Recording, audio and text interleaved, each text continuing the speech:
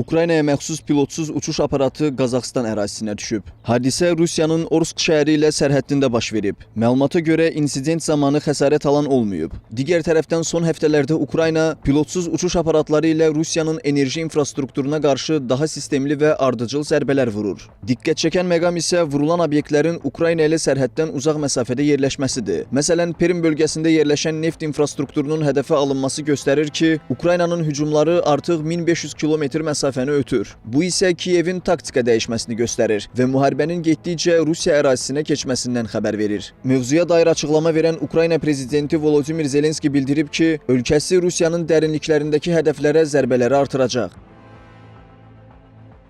Ölkəmiz Rusiyanın müharibə potensialını məhdudlaşdırmaq üçün Ukrayna silahlarından istifadədə yeni mərhələdədir. Düz xətt üzrə məsafə 1500 kilometrdən çoxdur. Müvafiq məsafələri artıracağıq. Bu, Ukraynanın Rusiya terroruna qarşı tamamilə ədalətli cavabdır.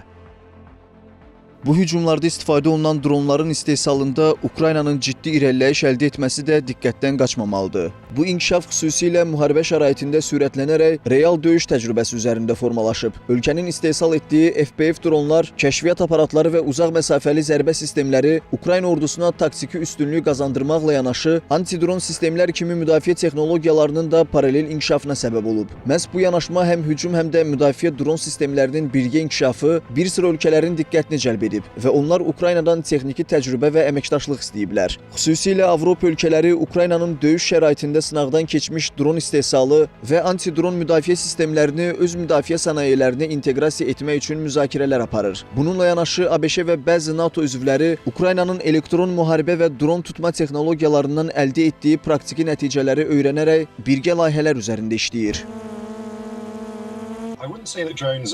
Ukraynanın dron texnologiyaları və elektron müharibə sistemlərində qazandığı real döyüş təcrübəsi onun istehsal etdiyi sistemlərin sırf laboratoriya deyil, praktik şəraitdə sınaqdan keçmiş olduğunu göstərir. Bu isə həmin texnologiyaların effektivliyini artırmaqla yanaşı, onların ixrac bazarında daha rəqabətli olmasına şərait yaradır. Ukrayna artıq yalnız istifadəçi deyil, həm də döyüş şəraitinə uyğunlaşdırılmış dron həlləri təqdim edən istehsalçı kimi formalaşır. Bu təcrübə Kiyevi beynəlxalq müdafiə texnologiyaları bazarında bir müddət sonra potensial bir gücə çevirə bilər.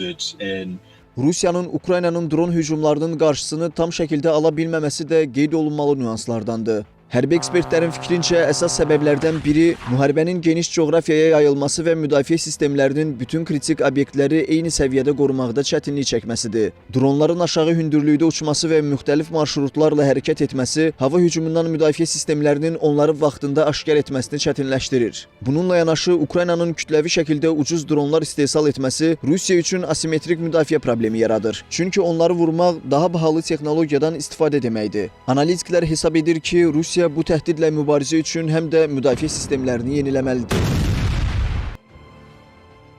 Rusiya bu tip dron hücumlarının qarşısını almaq üçün ilk növbədə aşağı hündürlükdə uçan hədəfləri daha tez aşkar edə bilən radar və sensor şəbəkəsini genişləndirməlidir. Bununla yanaşı strateji obyektlərin ətrafında mobil və qat-qat müdafiə sistemləri quraraq dərin müdafiə zonaları formalaşdırmaq vacib sayılır. Həm elektron müharibə vasitələrinin gücləndirilməsi, həm də ucuz dronlara qarşı daha effektiv və sərfəli müdafiə texnologiyalarının tətbiqi əsas çıxış yoludur. Ukraynanın dron texnologiyalarını yalnız uzaq məsafəli zərbələrdə deyil, həm də yaxın döyüşlərdə istifadə etdiyi barədə iddialar da var. Belə ki, kiçik və ucuz dronların kəşfiyyat və hücum məqsədi ilə tətbiqi insan resursuna düşən yükü azaldaraq əməliyyatların çevikliyini artırır. Bununla yanaşı bu texnologiyaların aşağı maya dəyəri onların kütləvi istifadəsinə imkan verir və döyüş meydanında əlavə üstünlük yaradır.